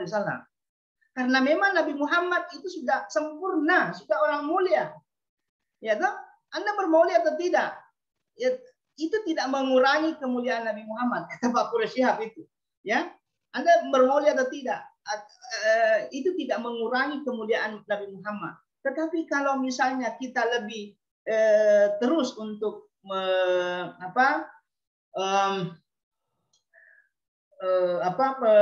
mencoba untuk kita menggali sisi-sisi dari Nabi Muhammad itu, malah justru kita yang mulia, ya kita menjadi orang-orang mulia. Jadi memperingati Maulid itu sebenarnya kita mau memuliakan diri kita sendiri. Kita tidak mau memuliakan Nabi Muhammad karena Nabi Muhammad sudah mulia. Ya kita mau memuliakan diri kita sendiri karena kalau kita sudah tidak menyebut-nyebut lagi Nabi Muhammad dalam kehidupan kita, ya saya sedikit takutnya bahwa kita sudah yang kita ingat itu adalah yang landai. Padahal ada sosok yang kalau dikaji itu secara mendalam, ya kita temukan bahwa dia betul sebagai rahmatan lil alamin. Ya, dan itu yang biasa ini. Malah justru yang tidak mau bermaulid itu menjadi tidak rahmatan lil alamin. Ya, dia hanya untuk dirinya sendiri dan seterusnya. Jadi isu-isu yang seperti itu yang selalu dimunculkan, ya selalu saya melihatnya sebagai ya komodifikasi beragama saja. Dia mau mencoba untuk memodifikasi hal-hal yang notabene-nya itu sebagai merek dagangnya. Ya, saya kira itu sekedar analisa-analisa liar saja. Ya, saya persilakan ke penulis buku yang ya, silakan. Langsung ya, moderator. Iya Kak, langsung saja. Ya, oke. Jadi sebenarnya kan yang tadi saya katakan itu, moderasi itu juga sangat terkait erat dengan pola-pola kebudayaan yang terjadi dalam kehidupan kita sehari-hari, baik di kampus, di lingkungan pergaulan sehari-hari kita di tengah-tengah masyarakat atau dimanapun kita menjalani hidup kita. Nah, di kampus itu sendiri yang tadi seperti yang digelisahkan oleh penanya pertama itu kan ada model-model doktrin yang memang mengarahkan organisasi itu semata-mata pada orientasi politik. Nah, kalau kita baca sejarah Islam kan fragmentasi atau perpecahan di internal umat Islam itu mula-mula memang terjadi karena faktor-faktor politik. Jadi segala sesuatu yang hanya berorientasi pada politik itu pasti akan menimbulkan friksi, perpecahan. Nah, itulah sebabnya kita harus memahami betul tadi yang dikatakan oleh Ustaz Wahid bahwa apakah agama itu, mazhab itu, organisasi itu jalan atau tujuan? Apakah dia adalah wasilah atau al-gaya? Nah, seringkali kita tidak bisa membedakan mana al-gaya, mana al-wasilah atau al-wasail. Kadang itu yang jadi problem kita.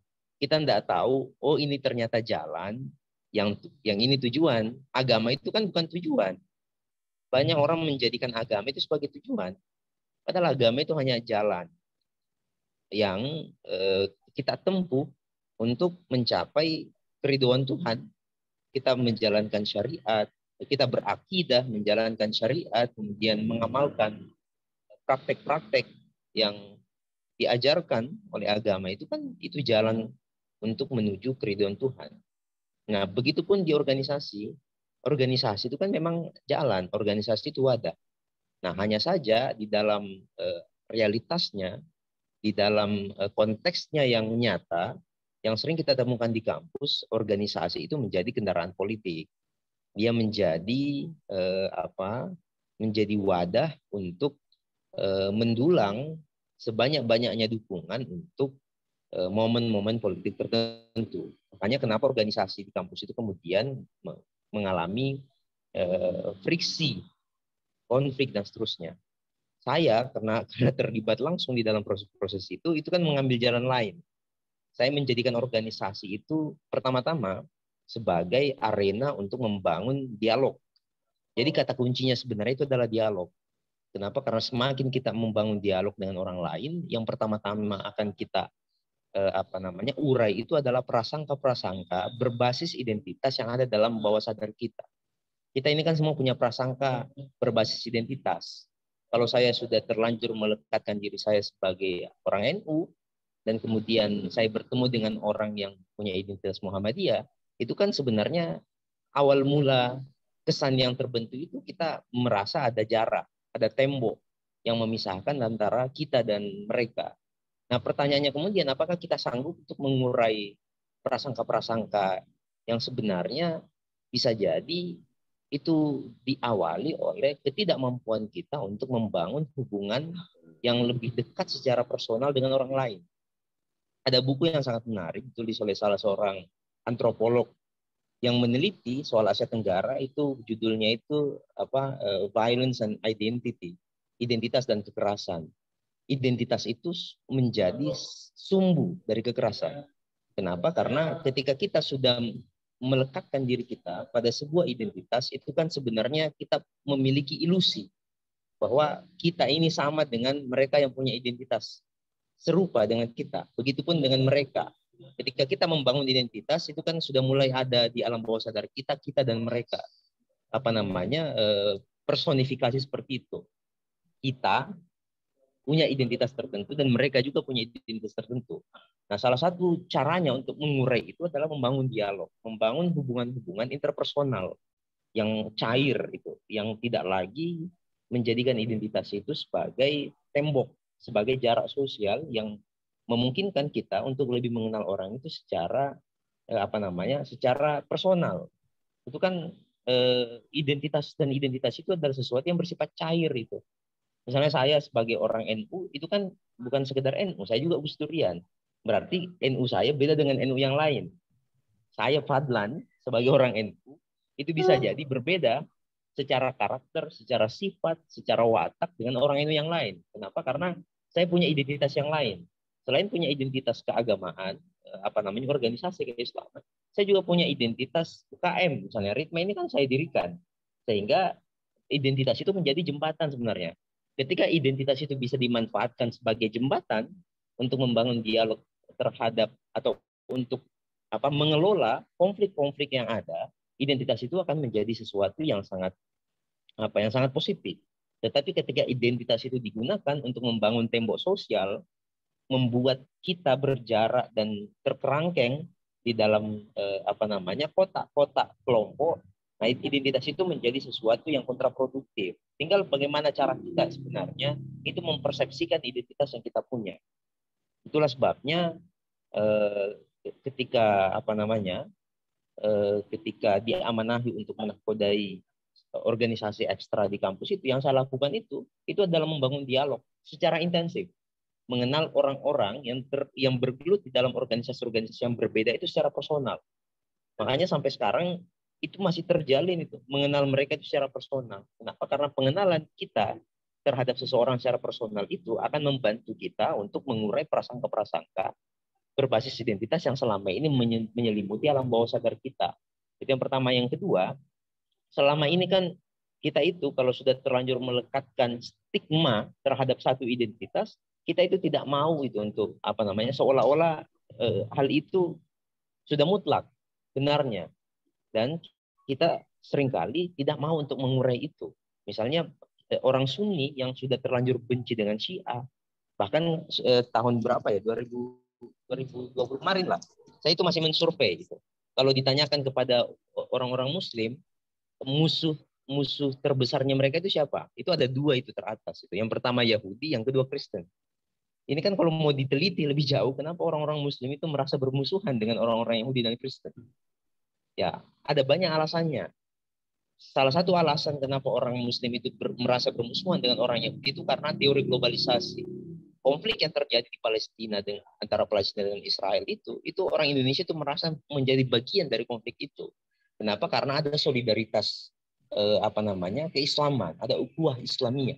Dan kenapa? Karena dalam persepsi kita yang berkonflik itu adalah orang-orang Yahudi. Zionisme itu adalah Yahudi yang kemudian berperang dengan orang Islam, Muslim Palestina. Padahal kan tidak sesederhana itu.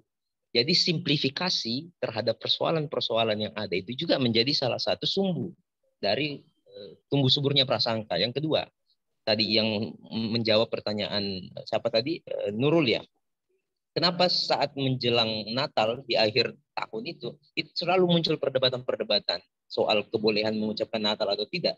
Tapi tidak terjadi pada saat Waisak, tidak terjadi pada saat Nyepi, atau tidak terjadi pada saat Imlek. Gitu. Kenapa hanya Natal itu yang jadi problem kita? Padahal kita dengan enteng saja itu mengucapkan selamat Imlek, selamat Hari Waisak, selamat Nyepi. Itu ada dua alasannya. Pertama, bisa jadi karena rivalitas. Kita kan ini punya apa yang disebut sebagai psikohistorik gitu. Memori sejarah yang sangat mempengaruhi psikologi kita. Kita bisa dibilang itu hampir memiliki memori yang serupa soal perang salib yang terjadi 7 abad yang lalu. Saya yakin itu. Kita punya itu memori soal perang salib itu, dan dalam kepala kita perang salib itu adalah rivalitas antara Islam Kristen. Padahal itu kan rivalitas institusi politik di masa lalu, bukan agama itu yang berkelahi. Tetapi yang sampai di pikiran kita yang berkelahi itu adalah orang Islam dan Kristen. Dan ini terus-menerus direproduksi dari waktu ke waktu. Itu yang pertama. Yang kedua, Karena apa namanya, doktrin-doktrin teologi kita itu kan memang sangat kuat sekali itu antara apa namanya Islam Kristen. Kenapa? Karena dua agama ini dalam sejarahnya itu adalah agama yang sebenarnya beradik kakak, dekat sekali ini, dekat sekali ini. Kenapa konflik teologi terhadap agama Yahudi itu relatif tidak terlalu kuat? Kenapa agak jauh ini jarak-jarak kenabiannya Muhammad dengan Daud? Tetapi kalau Isa itu kan apa namanya itu dekat sekali jarak kerasulannya dengan Muhammad, sehingga dianggap bahwa Rasulullah Muhammad datang itu untuk menganulir ajarannya Nabi Isa. Persepsi itu kebanyakan masih muncul itu di dalam benak kita semua. Makanya soal psikohistorik, ada memori sejarah yang membuat kita merasa terlibat di konflik masa lalu. Itu saya selalu apa namanya mengatakan begini, jangan merasa bahwa konflik orang lain itu juga menjadi bagian dari konflik kita. Kita kan selalu merasa begini, musuhnya sahabat itu adalah musuhku juga, iya kan? Musuhnya saudaraku itu adalah musuhku juga. Padahal enggak begitu konsepnya. Bisa jadi kita punya teman, teman itu punya musuh, atau kita punya orang tua dulu kita berkonflik. Jangan merasa bahwa kita juga menjadi orang yang mewarisi konflik itu. Itu problemnya. Karena kita merasa mewarisi konflik dari masa lalu. Apalagi dia dilegitimasi misalnya oleh ayat suci. Misalnya kan ada ayat itu yang sering digembur-gemburkan. Walantar angkal Yahud walan Nasar hatta tattabi'a millatahum. Ini ayat itu sering digunakan sebagai justifikasi itu untuk membangun apa namanya antipati terhadap orang-orang Yahudi dan Nasrani. Padahal kan ayat ini menunjuk satu kasus dalam konteks yang spesifik, tidak untuk apa namanya dijadikan sebagai legitimasi yang mengeneralkan apa namanya situasi. Itu terjadi pasti ada asbabun nuzulnya, dan saya pikir karena orang tidak mau belajar lebih dalam soal ayat itu, Gus Dur kan juga pernah apa namanya mengkritik cara pandang kita terhadap apa namanya paradigma keagamaan kita. Itu yang kedua. Yang ketiga kan begini, paradigma teologi kita itu kan modelnya yang kebanyakan di kita itu adalah kita, akidah kita itu kan ibarat benteng raksasa itu yang tebal, yang kemudian membuat kita itu merasa aman itu dari gangguan-gangguan kesyirikan, kekafiran, kemurtadan, kemunafikan dan seterusnya. Padahal seharusnya akidah itu bukan benteng, itu bukan benteng yang membuat kita akhirnya memenjarakan diri atau mengkerangkeng diri kita di dalam satu ruang sempit. Akidah itu seharusnya dia menjadi suluh, menjadi obor, penerang yang membuat kita akhirnya secara jelas bisa mengetahui yang hak dan yang batil. Mengetahui mana batas-batas kesyirikan, mana batas-batas kekafiran. Jadi saya meminjam itu sebenarnya dari pandangannya Gus Dur. Gus Dur itu memberi paradigma teologi yang saya kira sangat progresif, bahwa teologi itu bukan benteng. Teologi itu obor.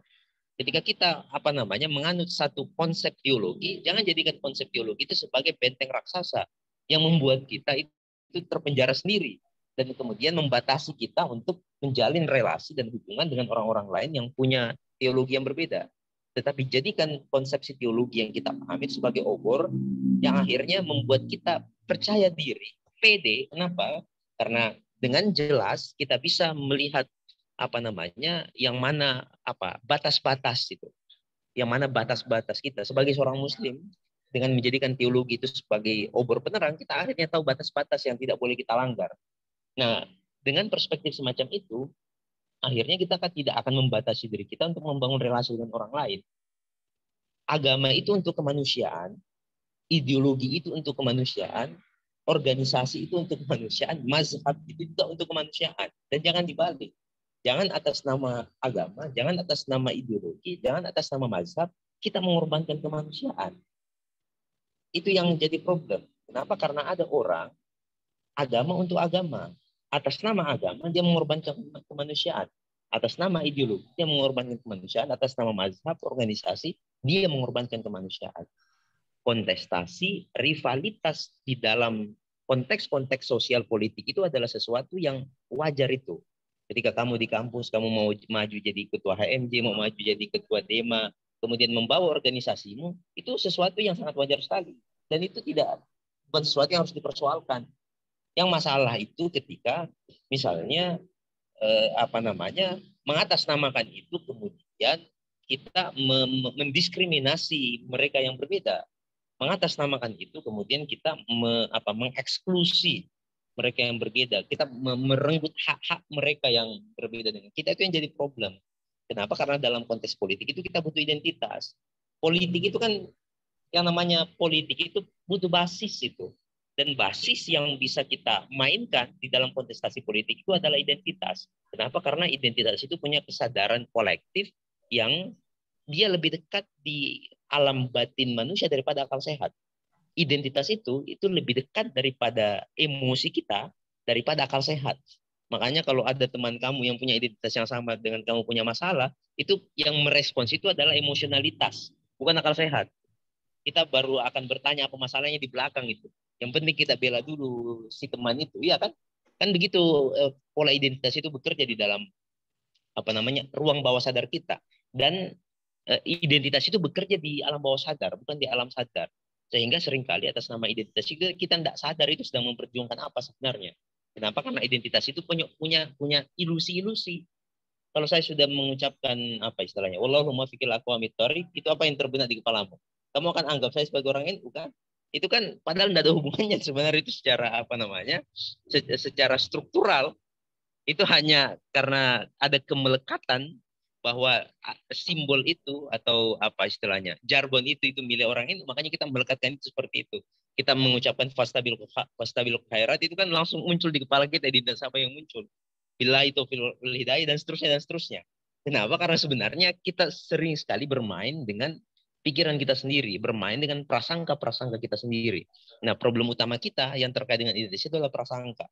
Kalau kita sudah punya prasangka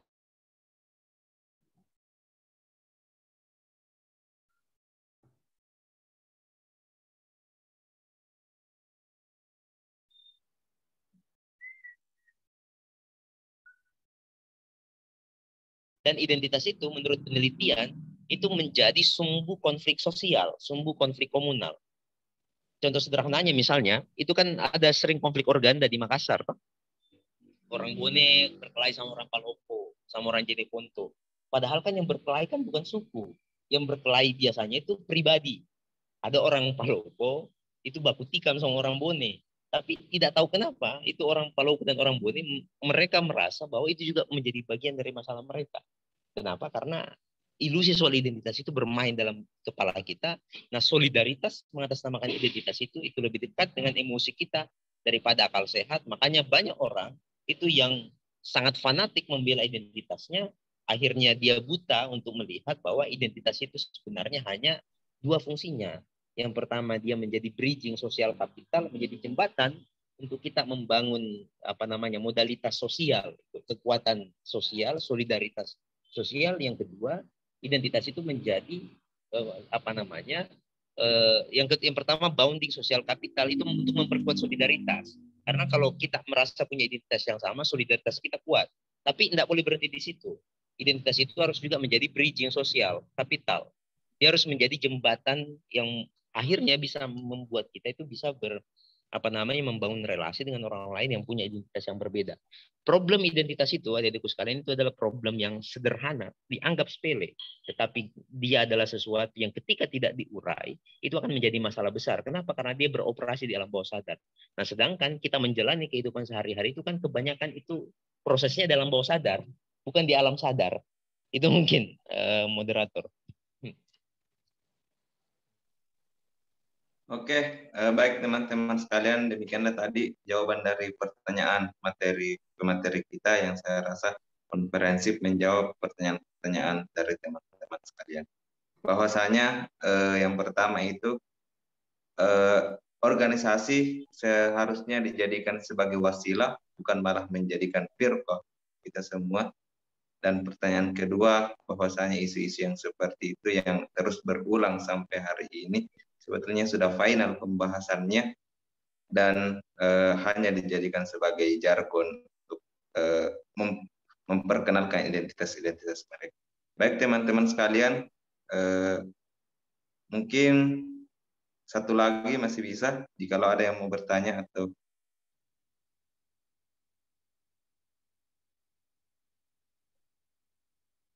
teman-teman. Ya, pertanyaan terakhir dari Saudari Nur Afifah Hamzah. Dipersilahkan. Baik Kak, terima kasih atas kesempatannya yang diberikan oleh moderator. Yang terhormat Ustadz Abdul Wahid Hadada dan yang saya hormati Kak Fadlan Nasrul selaku penulis buku Agama untuk Kemanusiaan dan sekaligus senior kami di UKM Hikmah. Mungkin langsung saja Kak, di sini saya cuma ingin menyampaikan sedikit apa yang saya dapatkan dari membaca buku Agama untuk Kemanusiaan, walaupun belum selesai, tapi setidaknya saya bisa menarik kesimpulan bahwasanya agama untuk kemanusiaan itu adalah agama hadir untuk memanusiakan manusia. Dan sebagaimana yang Kak Fadlan katakan tadi, bahwasanya agama itu bukan sebuah tujuan, melainkan sebuah jalan, menuju keridhaan Allah, akan tetapi jalan tersebut sesuai dengan apa yang kita yakini masing-masing. Namun berpindah pada kenyataan yang ada, Kak, masih ada beberapa orang ataupun golongan-golongan yang artinya memiliki paham agama tapi melupakan tujuan hadirnya agama, itu sendiri. Artinya agama itu hadir untuk menyatukan persatuan, perdamaian, dan melarang adanya pertikaian. Akan tetapi secara nyata itu kita masih dapatkan orang-orang yang paham agama tapi dia melupakan tujuan hadirnya agama. Dia masih dia masih mengalami degradasi toleransi, dia masih tidak menghargai pilihan-pilihan orang lain seperti itu. Dan menurut hemat saya sendiri, Kak, mungkin untuk menyamakan ataukah memberikan pemahaman yang baik kepada masyarakat secara umum itu terkait toleransi dan segala macam, itu mungkin di situ perlu adanya peran tokoh agama, karena sebagaimana yang kita ketahui bersama bahwasanya tokoh agama tersebut memiliki poin penting, karena masyarakat yang ada pada saat sekarang memiliki ikon para pemuka agama yang mereka ikuti atau yang mereka yakini sesuai dengan apa yang mereka yakini. Akan tetapi Kak, melihat dari fenomena-fenomena sosial yang mungkin fenomena-fenomena sosial yang biasa kita dapati sekarang, itu masih ada pemuka-pemuka agama yang artinya bentrok sesama pemuka agama, sehingga itu berpengaruh pada pengikutnya, Kak. Artinya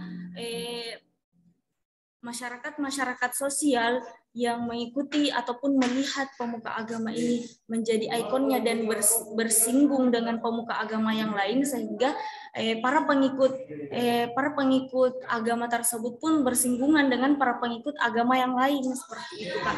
Jadi mungkin saya di sini meminta pandangan dan solusi kepada Ustadz Wahid Hadada maupun kepada Kak Fadlan itu sendiri. Terima kasih, saya kembalikan kepada moderator. Oke, baik. Mungkin bisa langsung dijawab oleh pemateri kita. Ya, terima kasih atas pertanyaannya. Disitulah muncul apa yang disebut dalam organisasi sosial kemasyarakatan kita dengan nama FKUB, ya, Forum Komunikasi Umat Beragama.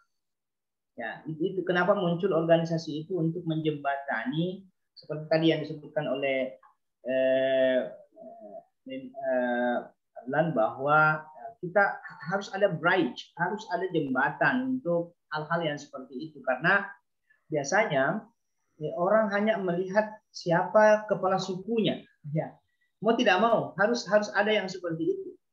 Ya, maka ketika kita sebagai kepala suku, ketika kita sebagai pemuka-pemuka agama yang tidak meneladankan sebuah akhlak yang mulia dalam komunitas kita, dalam umat kita, maka itu memunculkan konflik tersendiri. Ya, inilah yang diusahakan. Itulah bagusnya kita di Indonesia itu ada perekat, dan itu yang tidak ada di negara-negara Timur Tengah. Ya, itu yang sehingga jangan heran misalnya di Timur Tengah itu sesama Muslim saja berkonflik. Saya tidak bisa bayangkan bahwa itu jarang kita temukan konfliknya antara Muslim Kristen dan seterusnya, tetapi sesama Muslim saja berkonflik.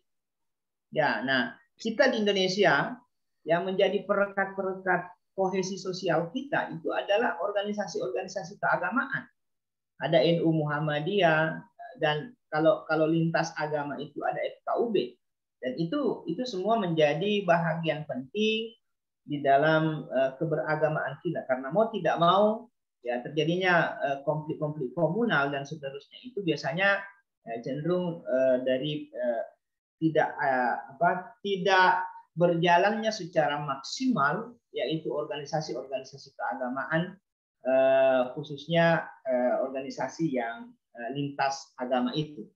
Maka ada FKUB dan seterusnya, itu adalah bahagian yang terpenting untuk menjadi relasi yang cukup bagus untuk mendamaikan konflik-konflik antar agama itu sendiri. Saya kira seperti itu penjelasan. Ya, makasih. Baik, langsung ke pemateri kita yang kedua. Dipersilahkan.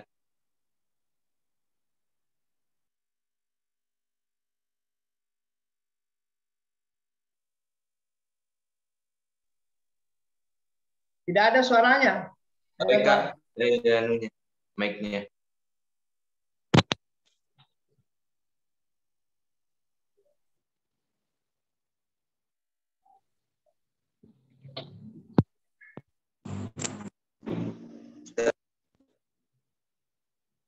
Halo. Ya, ada. Itu benar sekali. Aktor sebenarnya yang jadi kuncinya. Baik perubahan sosial, konflik sosial, maupun kohesi sosial itu semuanya sangat dipengaruhi oleh aktornya. Aktor itu kan kita sebut sebagai tokoh-tokoh atau pemimpin-pemimpin, baik pemimpin-pemimpin formal maupun pemimpin-pemimpin non formal. Tokoh-tokoh yang ada itu sangat mempengaruhi jamaahnya, apalagi dalam konteks Indonesia sebagai bangsa yang masih kuat sekali patron kliennya. Kita itu kan secara kebudayaan itu masih sangat itu kuat sekali soal patronase itu, soal ketokohan, soal orang-orang yang dipandang sebagai pemimpin-pemimpin komunitas maupun pemimpin-pemimpin organisasi. Nah, sehingga konflik itu akan bisa diurai, kan konflik itu adalah sesuatu yang tidak bisa dihindari sebenarnya. Makanya kan bagaimanapun cara kita untuk mencegah sebuah konflik terjadi, itu hanya bisa meminimalisir dampaknya. Tetapi bahwa konflik itu benar-benar tidak terjadi itu hanya Allah yang bisa mencegahnya itu. Tapi kita sebagai manusia itu punya ikhtiar untuk meminimalisir dampaknya. Yang tadi saya katakan, konflik itu adalah sesuatu yang bersifat laten. Konflik itu terjadi ya karena memang dasarnya kita diciptakan itu berbeda-beda. Perbedaan itu sendirilah yang kemudian menjadi sumber dari konflik itu.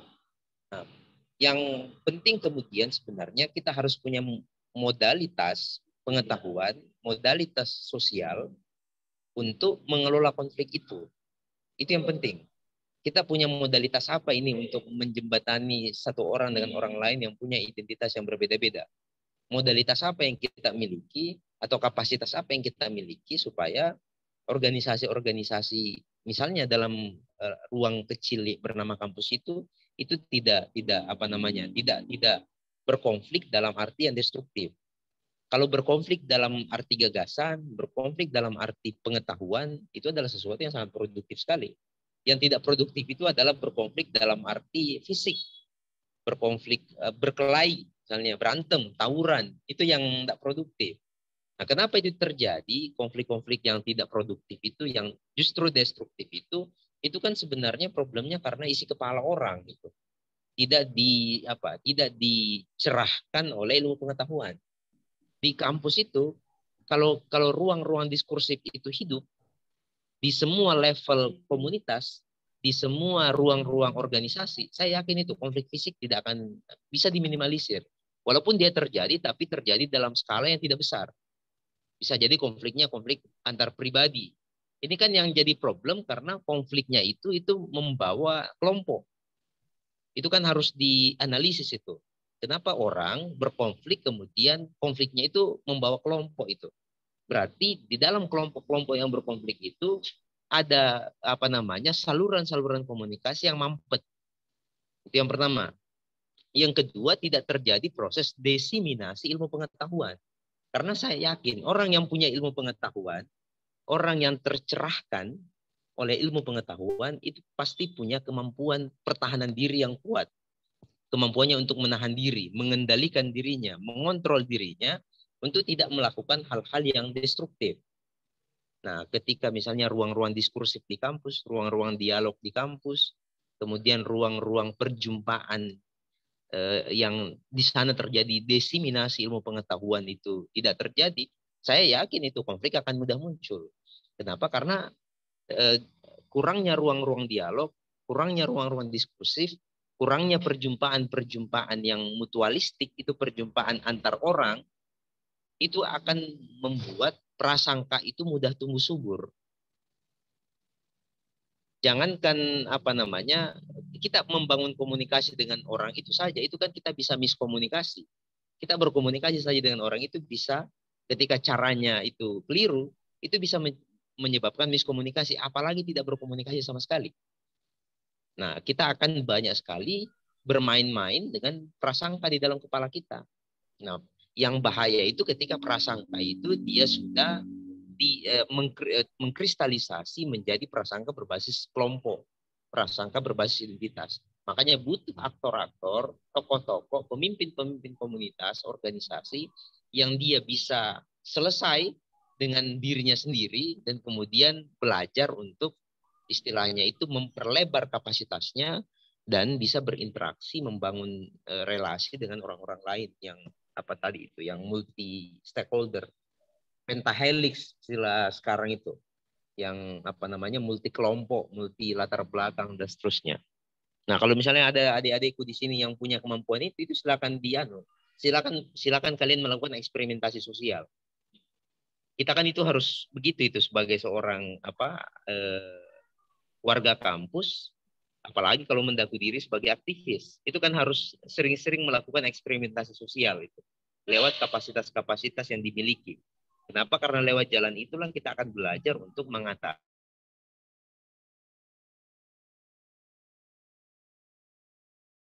sebenarnya adalah tantangan sejauh mana kita bisa memanfaatkan sumber daya pengetahuan kita itu untuk mengatasi persoalan-persoalan kemanusiaan yang terjadi. Jadi jangan anggap masalah itu sebagai sesuatu yang negatif. Masalah itu pada sisi yang lain itu bisa menjadi hal yang positif. Ketika kita menjadikan masalah itu sebagai wahana untuk kita menguji itu teori. Masalah itu menjadi ruang ujian terhadap ilmu pengetahuan yang selama ini kita pelajari. Tanpa masalah, saya pikir ilmu pengetahuan itu tidak akan menemukan wahana dan ruangnya untuk diuji cobakan. Nah, kalau adik-adikku menemukan masalah di kampus soal konflik berbasis kelompok dan seterusnya, ya, yang punya basic ilmu-ilmu humaniora itu harus rajin-rajin itu melakukan analisis sosial dan kemudian juga terlibat di dalam eksperimentasi sosial itu untuk memecahkan masalah-masalah itu. Saya pikir itu. Terima kasih. Terima kasih juga. Baik, saya kira demikian tadi jawaban dari penanya kita sekaligus penanya terakhir pada webinar kita pada malam hari ini. Pada malam hari ini saya kira syarat kajian kita syarat akan ilmu pengetahuan banyak sekali mengandung manfaat, terutama bagi kita sebagai mahasiswa kalangan akademisi. Sebelum menutup webinar kita pada malam hari ini, saya infokan bagi teman-teman yang ingin memesan buku materi, bisa langsung menghubunginya di kolom chat. Kami sudah menyediakan nomor yang bisa dihubungi untuk memesan buku ini. Dan jangan lupa kepada teman-teman untuk mengisi absensi webinar kita pada malam hari ini. Saya kira demikian. Adapun yang saya bisa tarik dari webinar kita pada malam hari ini bahwasanya agama untuk kemanusiaan sebagai rahmatan lil alamin. Bahkan bukan hanya untuk manusia tetapi untuk ekologis juga agama berfungsi sebagai rahmat. agama bukan dijadikan sebagai alat legitimasi untuk membenarkan apa yang kita yakini dan menyalahkan kelompok yang berbeda dengan kita, tapi agama sekali lagi rahmatan lil alamin. Baik teman-teman sekalian, ucapan terima kasih untuk narasumber kita, Dr. Haji Abdul Wahid Haddad LC, MAG, dan penulis Fadlan El Nasurung. Kepadanya saya ucapkan banyak terima kasih atas kesempatannya mengisi kajian kita pada malam hari ini. Dan bagi teman-teman yang sudah berpartisipasi dalam webinar kita, saya ucapkan juga banyak terima kasih. Sekian, kurang lebihnya mohon dimaafkan. Wallahul muwaffiq ila aqwamit thariq. Assalamualaikum warahmatullahi wabarakatuh. Saya pamit dulu. Terima kasih. Terima kasih, Ustaz. Ya. Banyak Ustaz, sehat-sehat selalu. Banyak Ustaz. Terima kasih, Kak. Makasih Kak Fikri.